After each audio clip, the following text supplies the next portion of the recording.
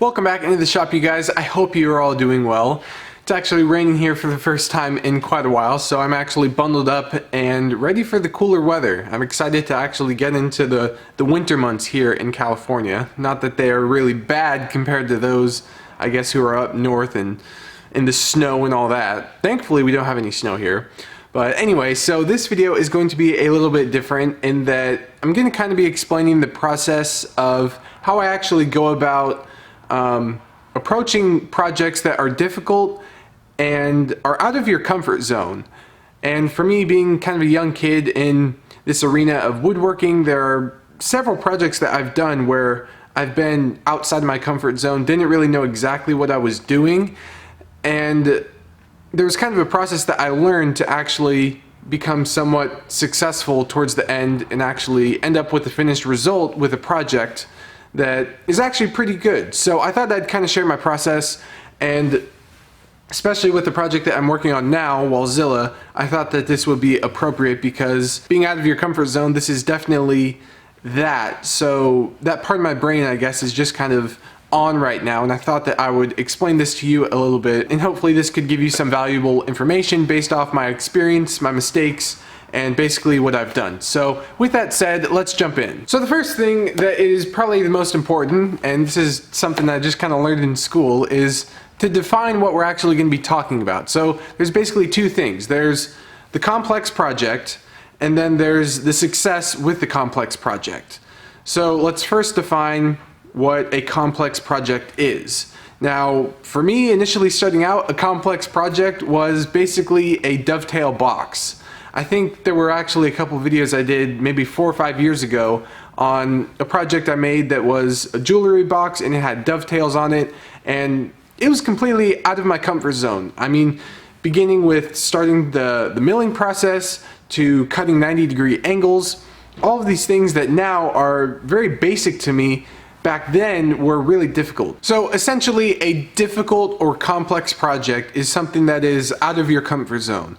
And I guess a good example of this is that if tomorrow I choose to build a dresser or a desk, I'm pretty confident that I could go into that project and do a good job. But if you were to ask me, hey Wesley, go build a deck, I don't know what to do with that. I don't even know where to start with that. I mean, there's engineering, there's posts, there's other parts of building a deck that I don't really know about, and that would be a complex, difficult project that I don't even know where to start. So the first thing in trying to understand what you're actually going to be doing is kind of gauging the difficulty level. So now that we've defined that, I think it's important to also define what the success or the end result is actually going to look like. So for me, I think one of the first things I think about, and this is kind of setting the bar kind of low, but I guess a success could be that the project got done. And I know a lot of you guys could probably relate to that. And for me, I've just kind of had to accept that as like the ground level of, I guess, success that you could call it. Now, above that, you could go into, well, was the project actually of good quality, and was the craftsmanship there? I know that at least with woodworking, the level of craftsmanship is really important. So I kind of focus on that when I define the success of it. And then above that, if you're actually building something for someone else, whether it's a family member or a client or something like that, I would then say, well, were they happy? And were they happy with the end result of what you produced? And if you got that part, if you can achieve that, I'd say that that is the most fulfilling and the most successful aspect of it. Once I started building things for other people and family members and like my mom and that kind of thing, it was if they were happy, then I mean, that's as much as I could ask for. So that is kind of how I gauge the success of the project. So for me, I'm a very visual person, and I like to get a picture in my head of what I'm actually going to be doing before I actually do it, if that makes sense. So before I even start drawing or putting anything on the computer, I first like to have an image in my head of what I want to make and what I want to produce.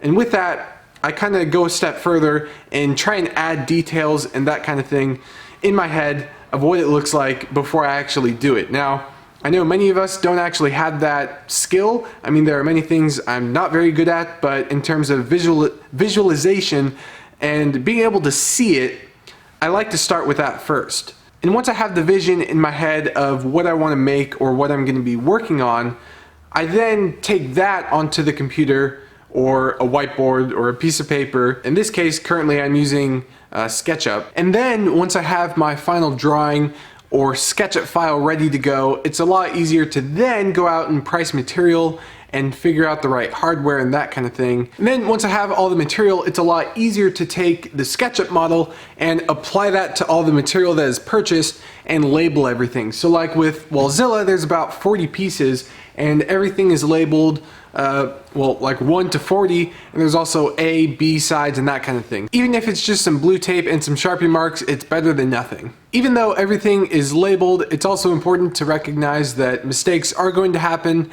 And like with Wallzilla, I had everything labeled. I still managed to cut a couple pieces wrong. I made some miscuts, some things that were cut too short, and that's just part of being human, I guess. With those mistakes, I've learned that they're just mistakes and you move on and you continue to make progress. And this project is nearing completion because I've pushed through those things. So I try to remember that whenever I make a mistake and I'm discouraged, if I can just stare at all the progress that I've made, like everything I'm looking at right now off camera, I can just stare at it and say, hey, this has all been progress I've made on this project. And that, at least with this project, has pushed me through. So another aspect that is important to focus on when you don't really know what you're doing and you're out of your comfort zone is to realize it's going to take more time than you think it will, and it's going to take more time than it probably should. If that time means that then the end result is going to be better, I think that that is justified. And with this project, it was definitely one of those things where it's out of my comfort zone. It's going to take more time than probably, another cabinet maker could probably do it, but the end result is going to be spectacular. So the last thing that I'll share with you that I think is a little bit funny, but it's been the most encouraging part, I think, of any difficult project for me has been just stare at the project. Just stare at it.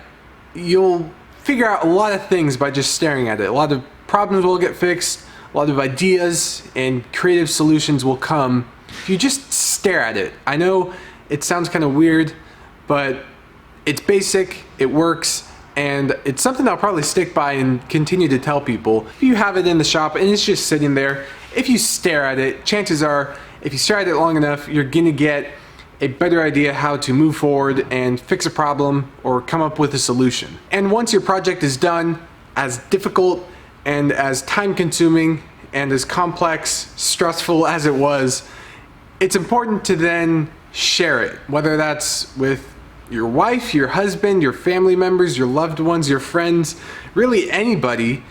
And for me at least, I like sharing them online. And I say, hey, look at this cool project that I made. And it's rewarding to me and it's inspiring to you. I'm sorry about the noise, there's a lot of things going on outside, but point is, if you can at least get to that point where the project is done, the end result is good, and you can share it, I would call that a success. And then you're much more likely to increase your quality, your craftsmanship, and your level of complexity that you're able to achieve and execute. So with that said, I hope that you guys enjoyed this video and found something valuable or useful from it. If there's anything that you think is important relating around this topic, I'd love to hear it.